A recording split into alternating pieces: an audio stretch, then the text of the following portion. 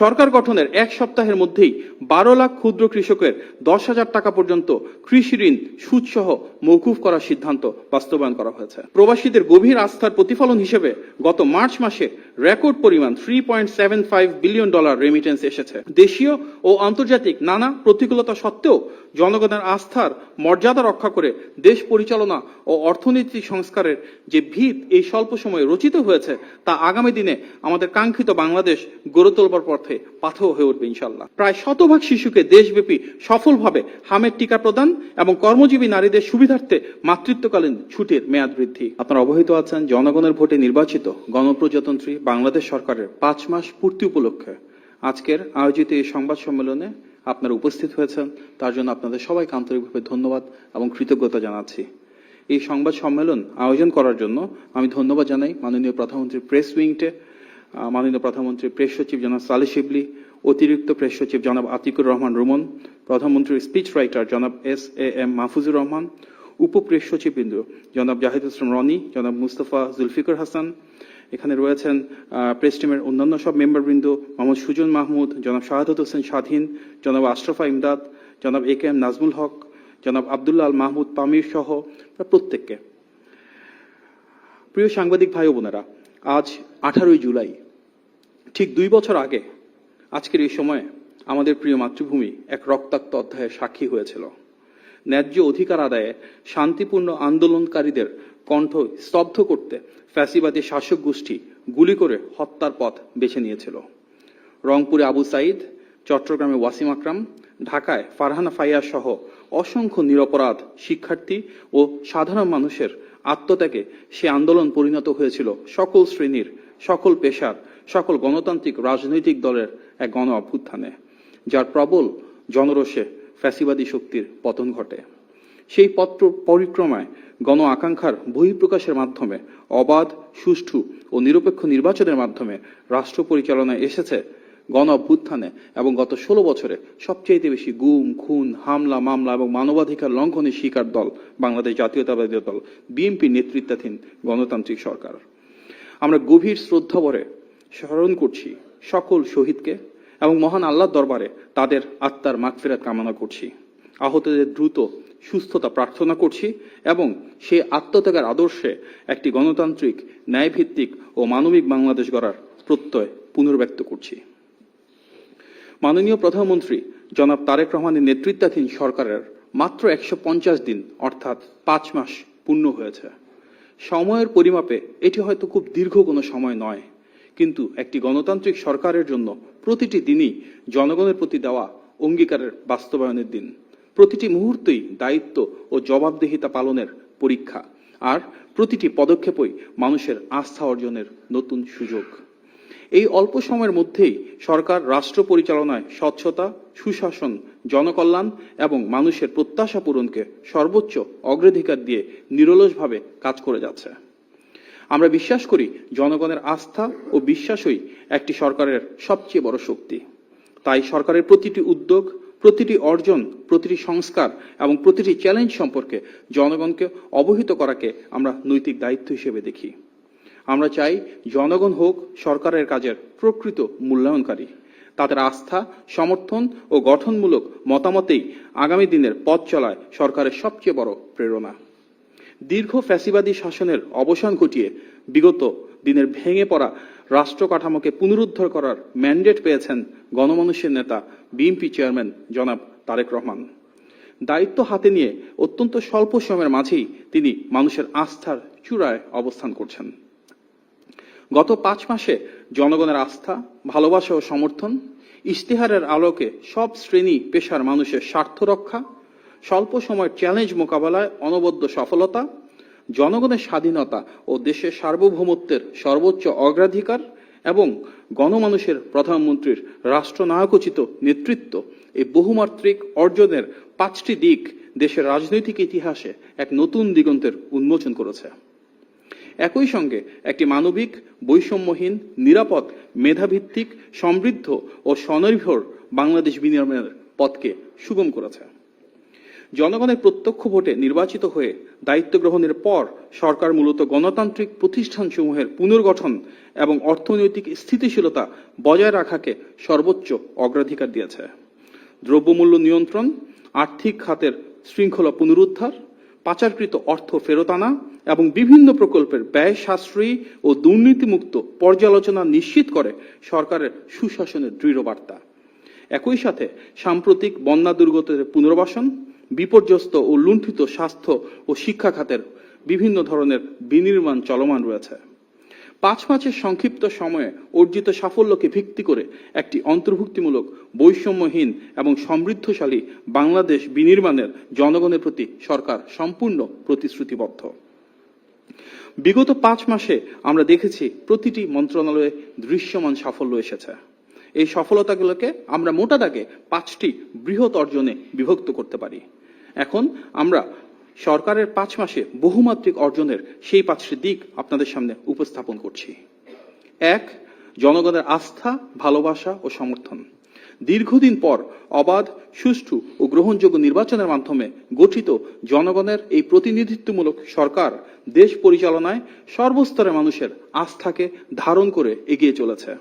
এই ব্যবস্থায় রাষ্ট্রীয় জবাবদিহিতা, প্রশাসনিক স্বচ্ছতা, বাক স্বাধীনতা, মানবাধিকার রক্ষা এবং আইনের অনুশাসন প্রতিষ্ঠার প্রতিটি প্রতিশ্রুতি অত্যন্ত দৃঢ়তার সাথে মাননীয় প্রধানমন্ত্রীর নেতৃত্বে রক্ষা করা হয়েছে।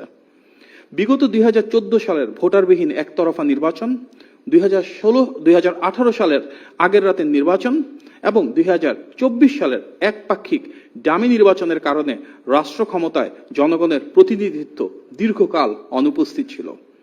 অবশেষে 2026 সালের 12 ফেব্রুয়ারি আপামর জনসাধারণ অংশগ্রহণে অনুষ্ঠিত একটি অবাধ, স্বতঃস্ফূর্ত ও নিরপেক্ষ নির্বাচনের মাধ্যমে গণতান্ত্রিক সরকার মাননীয় প্রধানমন্ত্রীর নেতৃত্বে রাষ্ট্রীয় দায়িত্ব গ্রহণ করে।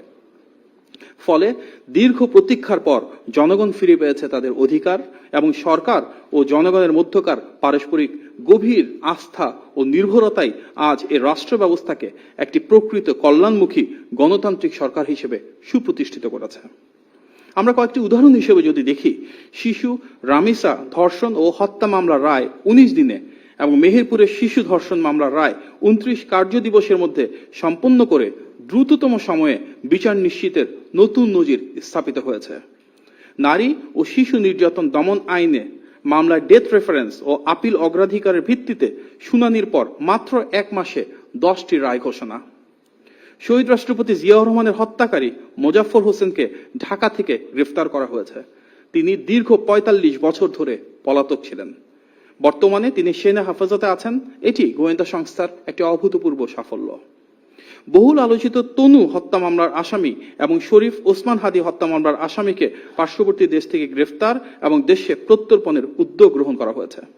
পুলিশের সাবেক মহাপরিদর্শক বেনজির আহমেদকেও ইন্টারপোলের সহযোগিতায় দুবাইতে গ্রেফতার এবং দেশে ফিরিয়ে আনার প্রয়োজনীয় আনুষ্ঠানিকতা চলমান।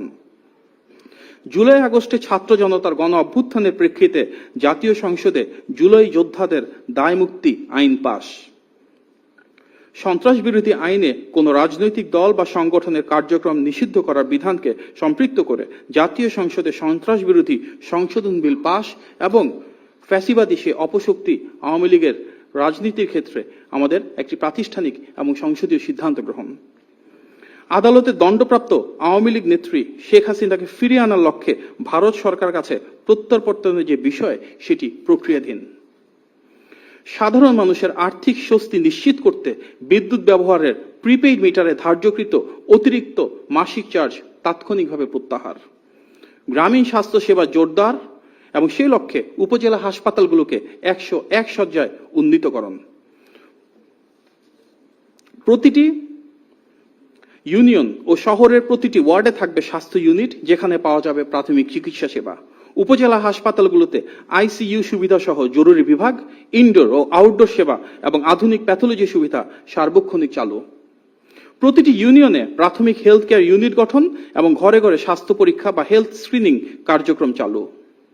সংসদীয় কার্যক্রমের প্রথম 25 কার্য দিবসের মধ্যে অভূতপূর্ব দ্রুততার সাথে জনস্বার্থ ও রাষ্ট্রীয় সংস্কার সংশ্লিষ্ট 94টি বিল পাস, অর্থাৎ অন্তর্বর্তী সরকারের গৃহীত অধ্যাদেশগুলোকে আইনে রূপান্তর। যৌথ বাহিনীর উদ্যোগে ইতিমধ্যে চট্টগ্রামের সীতাকুণ্ডের জঙ্গল শ্রীরামপুর, যেটা দীর্ঘদিন ধরে সরকারের নীতির বাইরে গিয়ে সেখানে আমরা দেখেছি কিভাবে সন্ত্রাসের নানান কর্মকাণ্ড পরিচালিত হতো, সেখানে অভিযান চালিয়ে কোনো প্রাণহানি ছাড়াই এলাকাটিকে সন্ত্রাসমুক্ত করা, যার প্রভাব আমরা সারা বাংলাদেশে আইন শৃঙ্খলা পরিস্থিতির উন্নতির মাধ্যমে দেখতে পাচ্ছি। পরিবেশ সুরক্ষায় দেশ জুড়ে আগামী 5 বছরে 25 কোটি বৃক্ষরোপণের বিশাল সামাজিক কর্মসূচি। ঢাকাকে দূষণমুক্ত করতে প্রাথমিকভাবে 250টি সর্বাধুনিক পরিবেশ বান্ধব বৈদ্যুতিক বাস চালুর ঘোষণা। ঢাকা শহরের ট্রাফিক ব্যবস্থাপনা আধুনিক ও গতিশীল করতে বেশিরভাগ গুরুত্বপূর্ণ এলাকাকে এআই বা আর্টিফিশিয়াল ইন্টেলিজেন্স প্রযুক্তির ব্যবহার শুরু। চট্টগ্রাম বন্দরে স্বয়ংক্রিয় কার্গো রিলিজ ব্যবস্থা চালু এবং ঢাকার যানজট নিরসনে 4টি আন্তজেলা বাস টার্মিনাল মহানগরের বাইরে স্থানান্তর নির্দেশ। সুপরিকল্পিত অর্থনৈতিক ব্যবস্থাপনার ফলে মূল্যস্ফীতি হ্রাস পেয়ে এখন 8.71% এবং বৈদেশিক মুদ্রা রিজার্ভ বর্তমানে $36.58 বিলিয়ন রূপান্তর। বৈদেশিক রেমিটেন্সের পরিমাণ বাড়ছে, যা বাংলাদেশের ইতিহাসে সর্বোচ্চ। প্রবাসীদের গভীর আস্থার প্রতিফলন হিসেবে গত মার্চ মাসে রেকর্ড পরিমাণ $3.75 বিলিয়ন রেমিটেন্স এসেছে। আপনারা জানেন, বিদেশে শ্রমশক্তি রপ্তানি শুরু হয় শহীদ প্রেসিডেন্ট জিয়া রহমানের সময়। সেটিকে ধারণ করে প্রবাসী কার্ডকে প্রাধান্য দিচ্ছে সরকার। রাষ্ট্রীয় অপব্যয় রোধে মন্ত্রিসভার সদস্যরা তাদের জন্য বরাদ্দকৃত শুল্কমুক্ত গাড়ি ক্রয় এবং সরকারি প্লট সুবিধা দেওয়ার প্রথা প্রত্যাখ্যান করেছেন। একটি বড় অর্জন আমরা যদি দ্বিতীয়ভাবে দেখি, ইশতেহারের আলোকে সব শ্রেণী পেশার মানুষের স্বার্থ রক্ষা করা। মাননীয় প্রধানমন্ত্রী তার নির্বাচনী ইশতেহারে সব শ্রেণী পেশার মানুষের ভাগ্য পরিবর্তনের যে যুগান্তকারী অঙ্গীকার করেছিলেন, জনগণের ম্যান্ডেট নিয়ে দায়িত্ব গ্রহণের পর ভোটের কালি শুকানোর আগেই তার বাস্তবায়ন শুরু হয়েছে। তিনি মানুষের দেওয়া এই ম্যান্ডেটকে ক্ষমতা হিসেবে নয়, দেখতে চান দেশ পরিচালনার দায়িত্ব হিসেবে। তিনি দীর্ঘকাল ধরে দেশের মানুষের ভাগ্য পরিবর্তনের জন্য ভেবেছেন, তার সেই চিন্তা ও রূপকল্প বারবার প্রদর্শিত হয়েছে সরকারের কর্মযজ্ঞে। তাই নির্বাচনের ইশতেহার বাস্তবায়নের প্রতি সর্বোচ্চ গুরুত্ব প্রদানের মাধ্যমে জনবান্ধব সরকার প্রমাণ করেছে যে এটি প্রকৃত অর্থেই সাধারণ মানুষের কল্যাণকামী ও অধিকার আদায়ের সরকার। নারীর ক্ষমতায়নের জন্য ফ্যামিলি কার্ড, কৃষকের জন্য কৃষক কার্ড, ক্রীড়াবিদদের জন্য ক্রীড়া কার্ড বিতরণ শুরু হয়েছে। প্রবাসীদের জন্য প্রবাসী কার্ড চালু হচ্ছে। প্রাথমিকভাবে ভিন্ন ভিন্ন কার্ড প্রদান করা হলেও সামনের দিনগুলোতে সমন্বিতভাবে একটি ইউনিভার্সাল কার্ড প্রদানের উদ্যোগ থাকবে। সরকার গঠনের 1 সপ্তাহের মধ্যেই 12 লাখ ক্ষুদ্র কৃষকের 10,000 টাকা পর্যন্ত কৃষি ঋণ সুদসহ মওকুফ করার সিদ্ধান্ত বাস্তবায়ন করা হয়েছে। নারী ও তরুণদের অগ্রাধিকার দিয়ে সহজ শর্তে তাদের জন্য ঋণ ব্যবস্থার উদ্যোগ নেওয়া হয়েছে। আইটি খাতকে চাঙ্গা করতে এবং ফ্রিল্যান্সারদের সামাজিক স্বীকৃতি দিতে 2 লাখ পেশাদার ফ্রিল্যান্সারকে রাষ্ট্রীয় আইডি কার্ড প্রদানের প্রলোভন রয়েছে। নিম্ন আয়ে ও সাধারণ মানুষের খাদ্য নিরাপত্তায় 55 লাখ পরিবারকে মাত্র 15 টাকা কেজি দরে চাল সরবরাহ নিশ্চিত করা হচ্ছে। সামাজিক মর্যাদা ও আর্থিক নিরাপত্তা নিশ্চিতের লক্ষ্যে ইমাম, মুয়াজ্জিন এবং বিভিন্ন ধর্মের উপাসকদের জন্য মাসিক বিশেষ ভাতার ব্যবস্থা চালু রয়েছে। সুবিধা বঞ্চিত শিক্ষার্থীদের কথা চিন্তা করে বিনামূল্যে স্কুল ড্রেস এবং পরিবেশ বান্ধব পাটের তৈরি স্কুল ব্যাগ প্রাথমিক পর্যায়ে ক্লাস 1 থেকে পর্যায়ক্রমে 5 পর্যন্ত দেওয়ার সিদ্ধান্ত ঘোষিত হয়েছে। শিশুদের মানসিক বিকাশ, সুস্থ বিনোদন ও খেলাধুলার সুযোগ তৈরি করতে নতুন করে স্পোর্টস প্রতিযোগিতা শুরু হয়েছে। দেশের লাখো পথ শিশুর স্থায়ী পুনর্বাসন, শিক্ষা, চিকিৎসা ও সুনাগরিক হিসেবে গড়ে তোলার লক্ষ্যে 420 কোটি টাকার একটি মানবিক প্রকল্প গ্রহণ করা হয়েছে। প্রথমবারের মতো জাতীয় তফসির প্রতিযোগিতার আয়োজন করেছে সরকার। এর অংশ নিতে আগ্রহী যোগ্য প্রার্থীদের কাছ থেকে ইতিমধ্যে আহ্বান করা হয়েছে অ্যাপ্লিকেশন। মানুষ গড়ার কারিগর শিক্ষকদের জীবনযাত্রা মানোন্নয়নে তাদের সম্মানী ও বেতন ভাতা পর্যায়ক্রমে বৃদ্ধি করার ঐতিহাসিক ঘোষণা এসেছে। নারী শিক্ষার প্রসার ও নারীর ক্ষমতায়নের জন্য অনার্স বা স্নাতক পর্যন্ত সকল ছাত্রীদের জন্য শিক্ষাকে সম্পূর্ণ ফ্রি এবং তাদের জন্য মেধার ভিত্তিতে বৃত্তির ঘোষণা দিয়েছেন মাননীয় প্রধানমন্ত্রী। শিক্ষা প্রতিষ্ঠানগুলোতে স্মার্ট ক্লাসরুম স্থাপন, ফ্রি ওয়াইফাই সুবিধা প্রদান এবং পুষ্টিকর মিড ডে মিলের উদ্যোগ চলমান রয়েছে। আগামী শিক্ষাবর্ষ থেকে প্রাথমিক ও মাধ্যমিক স্তরে শিক্ষার্থীদের জন্য খেলাধুলা, সংস্কৃতি, কারিগরি শিক্ষা ও আনন্দঘন শিখন ভিত্তিক সম্পূর্ণ নতুন 4টি পাঠ্যপুস্তক যুক্ত করার প্রক্রিয়া চলমান রয়েছে। ক্রীড়াকে পেশা হিসাবে প্রতিষ্ঠার লক্ষ্যে এবং খেলাধুলা প্রসারে 64টি জেলায় আধুনিক স্পোর্টস ভিলেজ তৈরির উদ্যোগের অংশ হিসেবে 10টির নান্দনিক নকশা চূড়ান্ত হয়েছে। বিদেশে উচ্চশিক্ষায় আগ্রহী শিক্ষার্থীদের ব্যাংক গ্যারান্টি বা ব্যাংক সলভেন্সি সাপোর্ট হিসাবে 10 লক্ষ টাকা পর্যন্ত ঋণ দেওয়ার জন্য উদ্যোগ গ্রহণ করে তা কার্যকর করা হয়েছে। নতুন ও তরুণ ব্যবসায়ী উদ্যোক্তাদের স্টার্ট আপ প্রতিযোগিতা করার জন্য 500 কোটি টাকার ঋণের তহবিল গঠন করা হয়েছে এবং সেখান থেকে তাদেরকে সিড ফান্ডিং বা গ্র্যান্টও প্রদান করা হবে। প্রবীণ ও প্রতিবন্ধীদের মেট্রো রেল ভাড়ায় 25% ছাড়, 550টি প্রতিষ্ঠানে ক্রীড়া সামগ্রী এবং 12 থেকে 14 বছর বয়সীদের জন্য 8টি খেলা এবং পৃথকভাবে স্পোর্টস ডিপ্লোমেসি সেল তৈরি করা হচ্ছে। ধর্মপ্রাণ মুসলমানদের হজ সহজতর করবার জন্য বিমান ভাড়া হ্রাস করা হয়েছে। দেশ জুড়ে তারুণ্য এবং নারীকে প্রাধান্য দিয়ে কর্মসংস্থান সৃষ্টির জন্য এমপ্লয়মেন্ট এক্সচেঞ্জ চালুর উদ্যোগ গ্রহণ করা হয়েছে এবং বিশ্বের প্রতিটি দূতাবাসে কর্মসংস্থানের জন্য তাদের জন্য ডিমান্ড ম্যাপিং এর কথা ইতিমধ্যে কার্যকর রয়েছে, যার উপর ভিত্তি করে কোন দক্ষতা, কোন স্কিল সেটের কি পরিমাণ কর্মসংস্থান বিশ্বের বিভিন্ন দেশে রয়েছে সেটি নিরূপণের মাধ্যমে বাংলাদেশের বিভিন্ন টেকনিক্যাল এবং কারিগরি শিক্ষার সাথে সেটিকে সন্নিবেশ করা হচ্ছে। স্বাস্থ্য খাতে দীর্ঘদিনের জনবল সংকট নিরসনে শূন্য পদের তথ্য সংগ্রহের কাজ চলমান এবং 1 লক্ষ নতুন স্বাস্থ্যকর্মী নিয়োগ করা হচ্ছে, যার মধ্যে শতকরা 80% হবেন নারী। সরকারি হাসপাতালগুলোতে ইতিমধ্যে ফ্রিতে ডেঙ্গু টেস্ট করার ব্যবস্থা করা হয়েছে। শহরের অব্যবহৃত প্রায় 200টি সরকারি ভবনকে অত্যন্ত দ্রুততম সময়ে আধুনিক মাতৃসদন, ক্লিনিক ও চিকিৎসা কেন্দ্রে রূপান্তরের উদ্যোগ নেওয়া হয়েছে। তৃণমূলের উন্নয়নকে ত্বরান্বিত করতে অত্যন্ত মর্যাদা ও উৎসবমুখর পরিবেশে প্রথমবারের মতন জাতীয় পল্লী উন্নয়ন দিবস পালন করা হচ্ছে। সারা দেশে কৃষি পণ্যের অপচয় রোধ এবং চাষিদের উৎপাদিত পণ্যের সঠিক মূল্য নিশ্চিত করতে 2000টি আধুনিক মিনি কোল্ড স্টোরেজ স্থাপনের পরিকল্পনা হয়েছে।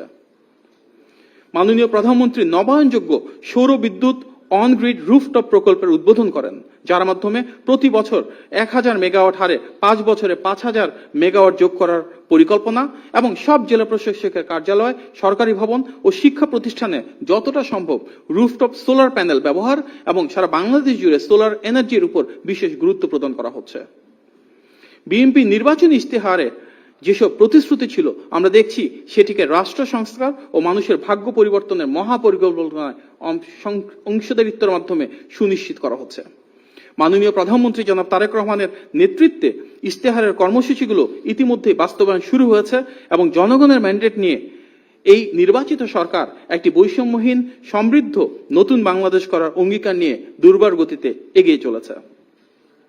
সরকার আরো একটি বড় অর্জন যেটি আমরা তৃতীয়ত দেখতে পারি, স্বল্প সময়ের চ্যালেঞ্জ মোকাবেলার সফলতা। বিগত ফ্যাসিবাদের পতনের পর ধ্বংসস্তূপে পরিণত হওয়া রাষ্ট্র কাঠামো, ভঙ্গুর অর্থনীতি এবং সামাজিক বিশৃঙ্খলা পুনর্গঠনের এক মহা সংকটকালে বর্তমান জনবান্ধব সরকার রাষ্ট্র পরিচালনার দায়িত্ব গ্রহণ করে। দায়িত্ব গ্রহণের পর থেকে নানাবিধ চ্যালেঞ্জ মোকাবেলা করে দেশ ও জাতিকে একটি সুসংহত অবস্থানে নিয়ে আসতে সক্ষম হয়েছে। বিশ্বব্যাপী তীব্র জ্বালানি ও তেল সংকট থাকা সত্ত্বেও সঠিক ব্যবস্থাপনার কারণে অভ্যন্তরীণ বাজারে জ্বালানি তেলের দাম সর্বনিম্ন রাখা ও স্বাভাবিক সরবরাহ নিশ্চিত হয়েছে।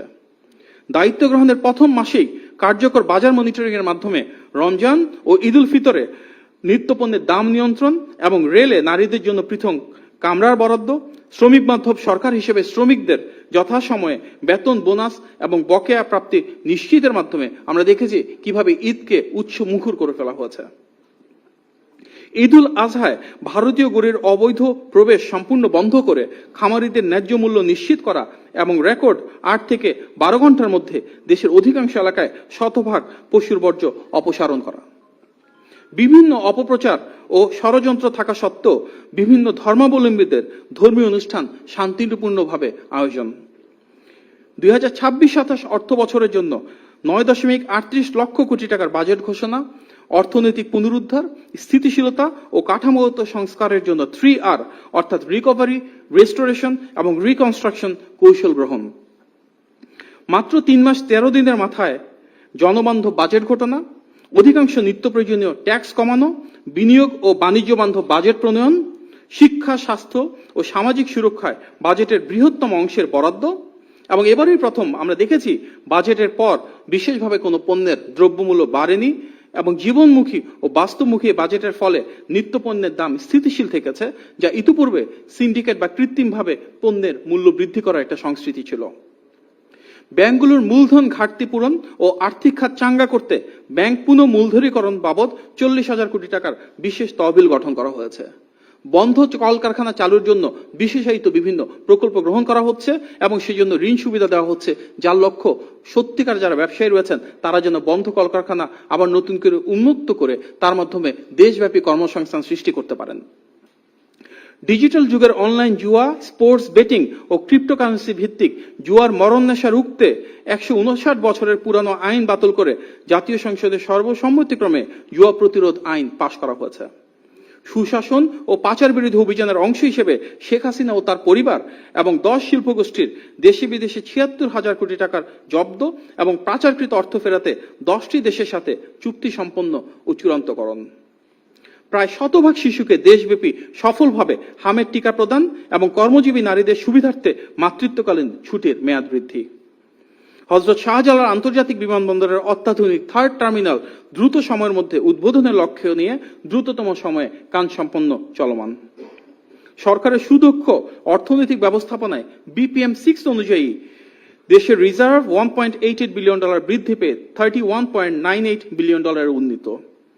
বিগত ফেব্রুয়ারি থেকে জুন 2026 সময়ে $20.05 বিলিয়ন পণ্য রপ্তানি হয়েছে, যেখানে জুন মাসের রপ্তানি আগের বছরের একই সময়ের তুলনায় 26% বৃদ্ধি পেয়েছে। আমিনবাজার একটি বর্জ্য থেকে বিদ্যুৎ কেন্দ্র বাস্তবায়ন, যেখানে প্রতিদিন প্রায় 3,000 টন ঢাকার বর্জ্য প্রক্রিয়াজাত করে 42.5 মেগাওয়াট বিদ্যুৎ উৎপাদন করা সম্ভব এবং 2028 সালের আগস্ট থেকে জাতীয় গ্রিডে বিদ্যুৎ সরবরাহের লক্ষ্যমাত্রা নির্ধারণ। আমরা দেশব্যাপী ওয়েস্ট টু এনার্জি প্রোডাক্ট কিভাবে বাড়ানো যায় এবং কিভাবে এনার্জি আরো বেশি রিনিউয়েবল এবং রিসাইক্লেবল সোর্স থেকে করা যায় সেগুলো নিয়ে মাননীয় প্রধানমন্ত্রীর নির্দেশনায় কাজ করছি। একটি ধ্বংসপ্রাপ্ত রাষ্ট্র ব্যবস্থাকে স্বল্পতম সময়ে স্থিতিশীল ও উন্নয়নমুখী করে গড়ে তোলা যে কোনো সরকারের জন্যই নিঃসন্দেহে একটি বড় চ্যালেঞ্জ। কিন্তু জনগণের ম্যান্ডেট নিয়ে সরকার মাত্র 5 মাসের মাথায় প্রমাণ করেছে যে সদিচ্ছার পাশাপাশি জনগণের প্রতি দায়বদ্ধতা ও সততা থাকলে যে কোনো কঠিন পরিস্থিতি মোকাবেলা করা সম্ভব। দেশীয় ও আন্তর্জাতিক নানা প্রতিকূলতা সত্ত্বেও জনগণের আস্থার মর্যাদা রক্ষা করে দেশ পরিচালনা ও অর্থনৈতিক সংস্কারের যে ভিত এই স্বল্প সময়ে রচিত হয়েছে তা আগামী দিনে আমাদের কাঙ্ক্ষিত বাংলাদেশ গড়ে তোলবার পথে পাথেয় হয়ে উঠবে ইনশাল্লাহ। সরকার একটি বড় অর্জন আমরা যদি চতুর্থ পয়েন্ট দেখি, জনগণের স্বাধীনতা ও দেশের সার্বভৌমত্ব সেটি রক্ষায় সর্বোচ্চ অগ্রাধিকার। বিগত ফ্যাসিবাদী শাসন আমলে নতজানু পররাষ্ট্রনীতি ও অভ্যন্তরীণ দমন পীড়নের অধ্যায় পেরিয়ে জনগণের প্রত্যক্ষ ভোটে নির্বাচিত বর্তমান সরকার দায়িত্ব গ্রহণের পর থেকেই সবার আগে বাংলাদেশ নীতিকে ধারণ করে দেশের রাজনৈতিক স্বাধীনতা পুনরুদ্ধার, জাতীয় সার্বভৌমত্ব সুসংহতকরণ এবং অর্থনৈতিক কৌশলগত কূটনীতিকে নতুন উচ্চতায় নিয়ে যেতে কাজ করছে। সবার আগে বাংলাদেশ নীতিকে ধারণ করে পারস্পরিক সমতা, ন্যায্যতা, আত্মমর্যাদা ও জাতীয় স্বার্থকে প্রাধান্য দিয়ে সরকার বৈশ্বিক পরিসরে বাংলাদেশের মর্যাদা বৃদ্ধি, বৈদেশিক বিনিয়োগ আকর্ষণ, দীর্ঘদিনের আমলাতান্ত্রিক জটিলতা নিরসন, সীমান্ত আকাশসীমার নিরাপত্তা জোরদার এবং ব্যবসা বাণিজ্য ও রাষ্ট্র সংস্কারে গতিশীল উদ্যোগ গ্রহণ করেছে। সরকার এমন একটি ভারসাম্যপূর্ণ পররাষ্ট্র নীতি নিশ্চিত করতে যাচ্ছে যেখানে প্রতিটি দেশের সাথে দ্বিপাক্ষিক ও বহুমাত্রিক সম্পর্ক গড়ে তুলতে পারি। মানবাধিকার, বাক স্বাধীনতা এবং আইনের অনুশাসন গত 5 মাসে শতভাগ নিশ্চিত করা হয়েছে।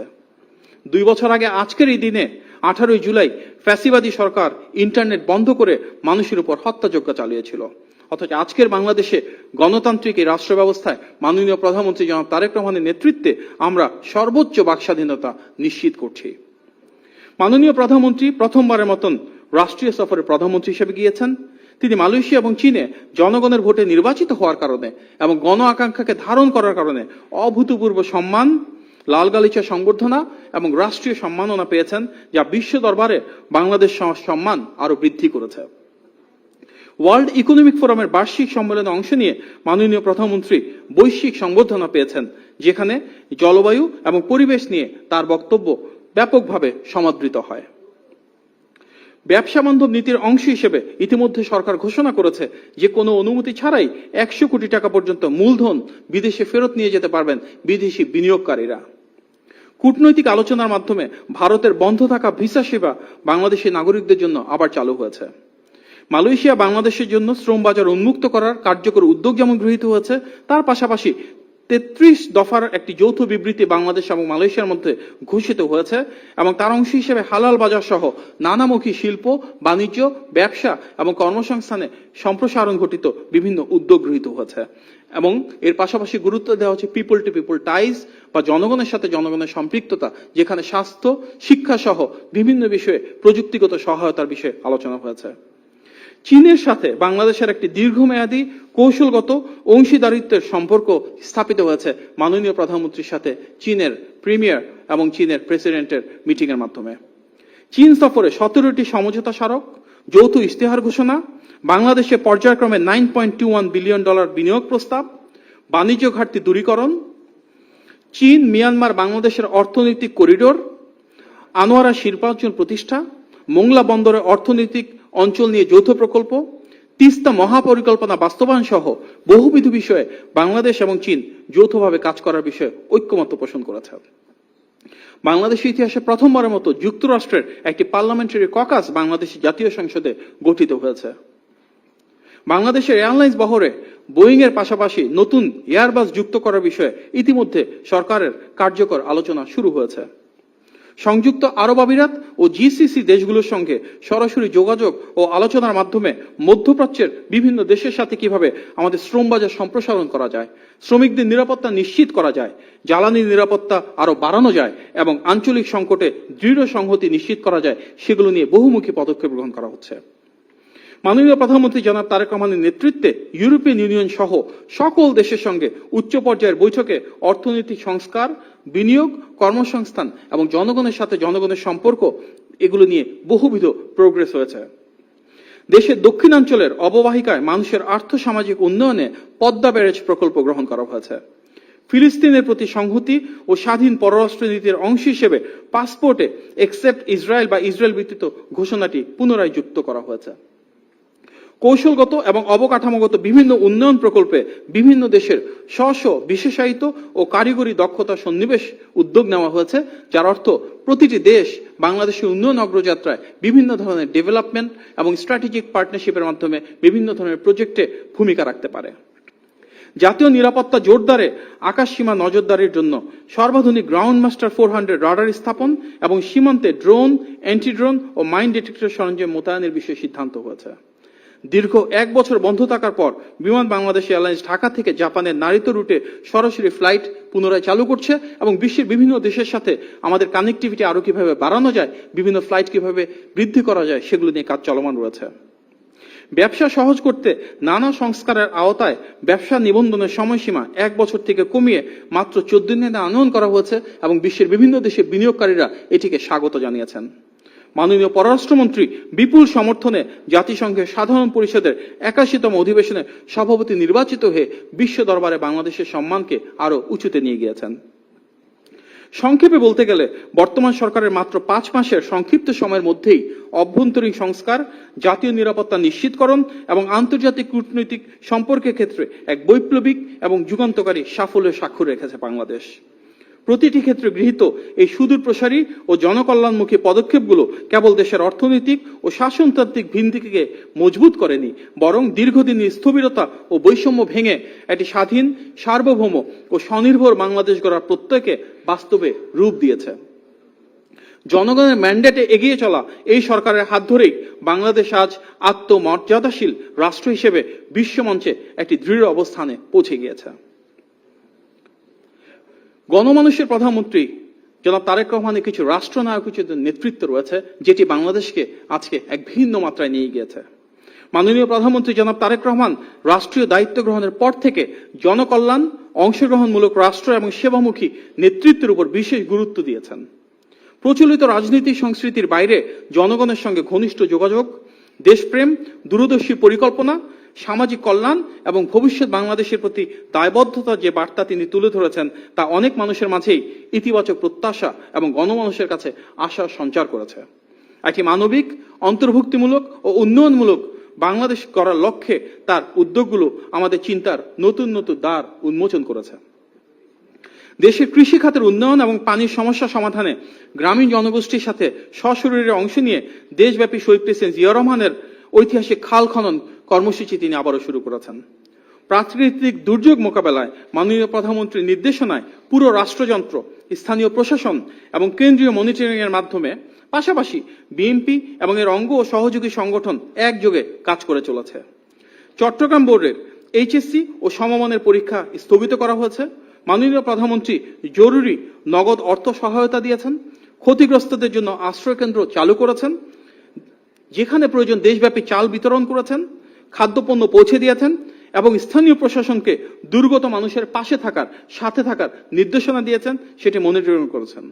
স্বাস্থ্য, নিরাপত্তা, খাদ্য ও পানি সহ বহুবিধ সহায়তায় জিয়াউর রহমান ফাউন্ডেশন উল্লেখযোগ্য অবদান রেখেছে। বন্যায় ক্ষতিগ্রস্ত নারী উদ্যোক্তাদের 1 মাসের ক্ষুদ্র ঋণের কিস্তি ও সুদের টাকা মওকুফ, পরিস্থিতি বিবেচনায় আরো কয়েক মাস বাড়ানোর পরিকল্পনা গৃহীত হয়েছে। বন্যা পরবর্তী পুনর্বাসনের কাজকে সরকার সর্বোচ্চ অগ্রাধিকার দিয়েছে। ক্ষতিগ্রস্ত কৃষকদের সার্বিক সহযোগিতা প্রদানের পাশাপাশি বন্যা কবলিত এলাকার গবাদি পশুকে বিনামূল্যে টিকাদান প্রদান করা হচ্ছে। একই সাথে জেলে সম্প্রদায়ের জন্য বিশেষ প্রণোদনা এবং প্রতিটি শ্রেণী ও পেশার মানুষের জন্য কিভাবে পাশে থাকা যায়, সাথে থাকা যায়, সেটি নিয়ে বিভিন্ন ধরনের সহযোগিতার হাত বাড়িয়ে দেওয়া হচ্ছে। প্রথাগত প্রোটোকল ভেঙে মাননীয় প্রধানমন্ত্রী নিয়মিত তৃণমূল মানুষের সঙ্গে সরাসরি কথা বলছেন, তাদের মতামত শুনছেন এবং জাঁকজমক পরিহার করে প্রান্তিক পর্যায়ের মানুষের মাঝে সময় কাটাচ্ছেন। জেলা সফরেও আনুষ্ঠানিকতার বাইরে গিয়ে তিনি সাধারণ মানুষ ও শিশুদের সঙ্গে মিশে যাচ্ছেন, তাদের জীবনযাত্রার খোঁজ নিচ্ছেন। প্রতিনিয়ত আমরা সেটি দেখতে পাচ্ছি। রাস্তায় যাতায়াতের সময় সাধারণ মানুষের মতোই সিগন্যালে গাড়ি থামিয়ে অপেক্ষা করছেন, ট্রাফিক নিয়ম মেনে চলছেন। রাষ্ট্রনায়ক হিসেবে আচরণের একটি নতুন মানদণ্ড তিনি প্রতিদিন সেট করে যাচ্ছেন। দীর্ঘদিনের ভিআইপি সংস্কৃতির অবসান ঘটিয়ে তিনি নিজের বহরে গাড়ির প্রোটোকলের সংখ্যা কমিয়েছেন এবং বিদেশ সফরের প্রাককালে বিমানবন্দরে বিদায় জানানো লোক সংখ্যা কমিয়ে এনেছেন এবং বিদেশ সফরের আগে ও পরে সংবর্ধনা করার যে সংস্কৃতি ছিল সেটাকে সম্পূর্ণ বন্ধ করে দিয়েছেন। দেশের আইন প্রণয়ন ও গণতান্ত্রিক ব্যবস্থা সম্পর্কে ব্যবহারিক ধারণা দিতে শিশুদের জন্য জাতীয় সংসদের অধিবেশনে সরাসরি গ্যালারিতে বসে থাকার সুযোগ করে দিয়েছেন।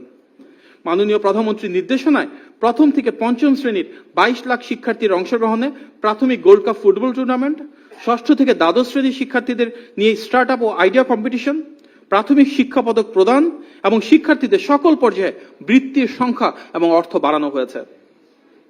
সংসদ এবং সংসদের বাইরে বিরোধী দলগুলোর স্বাধীন রাজনৈতিক ও গণতান্ত্রিক কার্যক্রম পরিচালনার সুযোগ নিশ্চিত হয়েছে।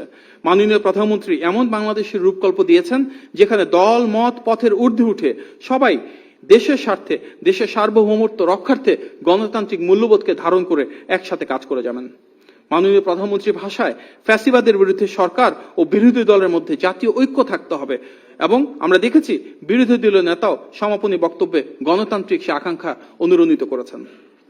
সংসদীয় রীতিনীতির প্রতি বিরল সম্মান প্রদর্শন করে সংসদে আইনমন্ত্রীর বক্তব্য চলাকালীন ফ্লোর ক্রসিং এড়াতে মাননীয় প্রধানমন্ত্রী সাধারণ আসনের তৃতীয় সারিতে বসে শৃঙ্খলা, সহনশীলতা এবং সংসদীয় সম্মানবোধের নজির স্থাপন করেছেন। রাষ্ট্রীয় নির্দেশনার মাধ্যমে যে কোনো সরকারি বা রাষ্ট্রীয় অনুষ্ঠানে ব্যানার ও ফেস্টুনে মাননীয় প্রধানমন্ত্রী তার নিজের ছবি ব্যবহারকে সম্পূর্ণভাবে নিষিদ্ধ করেছেন।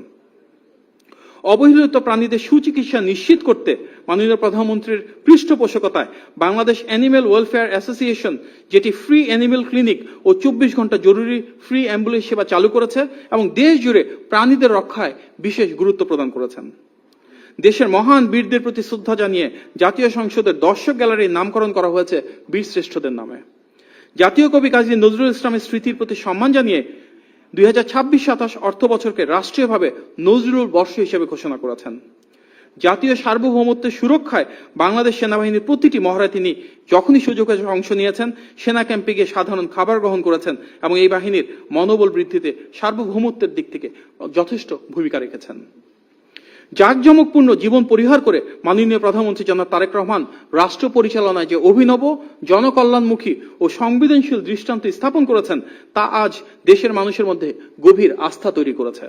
তার প্রতিটি পদক্ষেপ তা দুর্গত মানুষের পাশে দাঁড়ানো হোক, বা প্রোটোকলবিহীনভাবে সাধারণ জীবনযাপনের মাধ্যমে হোক, এদেশের প্রতিটি শ্রেণী, পেশা, ধর্ম, বর্ণ, জাতি, গোষ্ঠী সকলের প্রতিনিধিত্ব নিশ্চিত করেছে। মানবিকতা ও ন্যায়পরায়ণতার এই ধারা অব্যাহত রেখে একটি বৈষম্যহীন, আধুনিক ও সমৃদ্ধ বাংলাদেশ গড়ার অগ্রযাত্রায় মাননীয় প্রধানমন্ত্রী এই রাষ্ট্রনায়কোচিত নেতৃত্ব দেশের ইতিহাসে দীর্ঘকাল স্মরণীয় হয়ে থাকবে। প্রিয় সাংবাদিক ভাই ও বোনেরা, একটি ধ্বংসস্তূপের উপর দাঁড়িয়ে যাত্রা শুরু করে মাত্র 5 মাসে এই বিশাল কর্মযজ্ঞ সম্পন্ন করা কেবল তখনই সম্ভব হয় যখন সরকারের পেছনে জনগণের অকুণ্ঠ সমর্থন, আস্থা এবং ভালোবাসা থাকে। আমাদের নেতা মাননীয় প্রধানমন্ত্রী জনাব তারেক রহমান সবসময় বিশ্বাস করেন, রাষ্ট্র পরিচালনায় জনগণের আকাঙ্ক্ষা এবং প্রত্যাশার প্রতিফলন অবশ্যই ঘটাতে হবে। বিগত 150 দিনে আমরা কেবল সমস্যার সমাধানই দেখিনি, বরং দেখেছি একটি বৈষম্যহীন, গণতান্ত্রিক ও সমৃদ্ধশালী বাংলাদেশের মজবুত ভিত্তিপ্রস্তর কিভাবে স্থাপিত হয়েছে। আমরা ভবিষ্যতের দিনগুলোতেও এই অবারিত উদ্যম, দেশপ্রেম ও দায়বদ্ধতা নিয়ে সরকার এগিয়ে যাবে এবং ইনশাল্লাহ মাননীয় প্রধানমন্ত্রী যে কথা সবসময় বলেন, করব কাজ, গর্ব দেশ, সবার আগে বাংলাদেশ, সেটিকেই ধারণ করবে। আজকের এই প্রেস ব্রিফিংয়ে আপনার উপস্থিতি অনেক ধৈর্য ধরে কথাগুলো শুনেছেন, তার জন্য আন্তরিকভাবে ধন্যবাদ জানাচ্ছি। এবং প্রেস টিমের সবাইকে, আমাদের দপ্তরের মিডিয়া কোঅর্ডিনেটর আছেন এখানে তারেক ভাই, উনি সহ আপনাদের সবাইকে আবার আন্তরিকভাবে ধন্যবাদ এবং কৃতজ্ঞতা জানাচ্ছি। আসসালামু আলাইকুম।